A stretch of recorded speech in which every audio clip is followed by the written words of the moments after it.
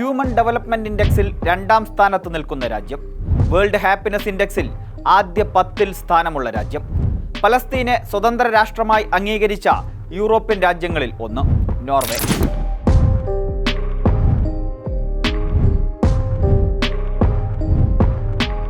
കഴിഞ്ഞ ദിവസം നടന്ന നോർവേ പൊതുതെരഞ്ഞെടുപ്പിൽ ഇടതുപക്ഷ പാർട്ടികൾ വീണ്ടും അധികാരത്തിലെത്തി.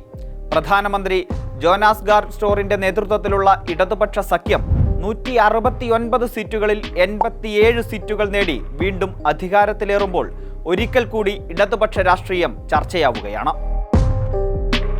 അവസാനിച്ചെന്ന് വിധിയെഴുതുമ്പോഴൊക്കെയും വീണ്ടും തിരിച്ചുവരവിന്റെ ദൃഷ്ടാന്തങ്ങൾ കാട്ടുന്ന ഇടതു രാഷ്ട്രീയത്തിന്റെ ഒടുവിലത്തെ ഉദാഹരണമാണ് നോർവേ.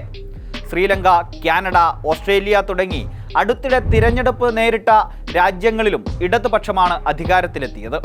നോർവേയിലെ തിരഞ്ഞെടുപ്പ് ഫലം ഇടതു വലതു രാഷ്ട്രീയത്തിന്റെ ലോക സാധ്യതകൾ കൂടി തുറന്നുകാട്ടുന്നുണ്ട്.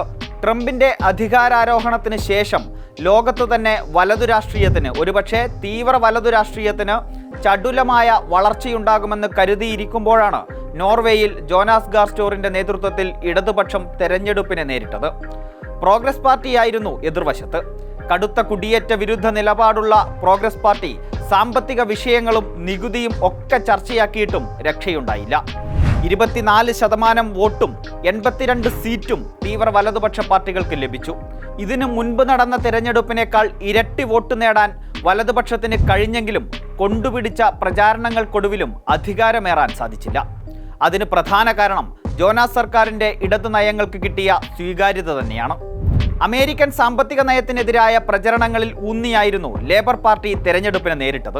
ഇതിന് ലഭിച്ച സ്വീകാര്യത കൂടിയാണ് ഇടതു വിജയത്തെ ശ്രദ്ധേയമാക്കുന്നത്. യൂറോപ്പിലെ മിക്ക രാജ്യങ്ങളിലും ക്യാപിറ്റലിസ്റ്റ് സാമ്പത്തിക വ്യവസ്ഥ പിന്തുടരുമ്പോഴും സോഷ്യലിസ്റ്റ് മൂല്യങ്ങളെ കൂടി ഉൾക്കൊള്ളുന്ന മിക്സഡ് എക്കണോമിയാണ് നോർവേ പിന്തുടരുന്നത്. തൊഴിലാളി പ്രസ്ഥാനങ്ങളുടെയും അവരുടെ ഇടതു നയങ്ങളുടെയും സ്വാധീനത്തിൽ രൂപപ്പെട്ടതാണ് നോർവേയുടെ രാഷ്ട്രീയ സാമ്പത്തിക കാഴ്ചപ്പാടുകൾ. എല്ലാ കാലത്തും ഒരു വെൽഫെയർ സ്റ്റേറ്റ് എന്ന ലക്ഷ്യത്തിലാണ് നോർവേ മുന്നോട്ടു പോയത്. യൂറോപ്പിൽ തന്നെ ഏറ്റവും കുറവ് സാമ്പത്തിക അസമത്വമുള്ള രാജ്യമാണ് നോർവേ. അതായത് ഉള്ളവനും ഇല്ലാത്തവനും തമ്മിലുള്ള അകലം വളരെ കുറവാണ്. അതുതന്നെയാണ് സോഷ്യലിസ്റ്റ് കാഴ്ചപ്പാടും. 1935 ആദ്യമായി ലേബർ പാർട്ടി അധികാരത്തിലെത്തിയത്. അന്നൊരു കർഷക പാർട്ടിയുമായി സഹകരിച്ചാണ് അധികാരത്തിലെത്തിയത്. 1980 വരെ തൊഴിലാളി സംഘടനയ്ക്ക് നോർവേയുടെ ഭരണത്തിലും സമൂഹത്തിലും വലിയ സ്വാധീനമുണ്ടായിരുന്നു. അതുകൊണ്ട് തന്നെയാകണം ശക്തമായ ഇടത് സ്വാധീനം നയങ്ങളിലും തീരുമാനങ്ങളിലും നോർവേ മുന്നോട്ട് വെക്കുന്നത്. ഈ ഇടത് മനോഭാവം കൊണ്ടാണ് ശക്തമായ വലത് പ്രചാരണങ്ങൾ നടന്നിട്ടും വലതുപക്ഷ രാഷ്ട്രീയത്തെ നോർവേ ജനത അധികാരത്തിൽ നിന്നും അകറ്റി നിർത്തിയത്. ഇനി നോർവേയിലെ ഇടതു രാഷ്ട്രീയ വിജയത്തെ വിശാലമായ ക്യാൻവാസിൽ കണ്ടാൽ മറ്റു ചില കാര്യങ്ങൾ കൂടി വ്യക്തമാകും. ട്രംപ് വിരുദ്ധ നയങ്ങളും ട്രംപ് അനുകൂല നയങ്ങളും തമ്മിൽ കൂടിയാണ് നോർവേയിൽ ഏറ്റുമുട്ടിയത്.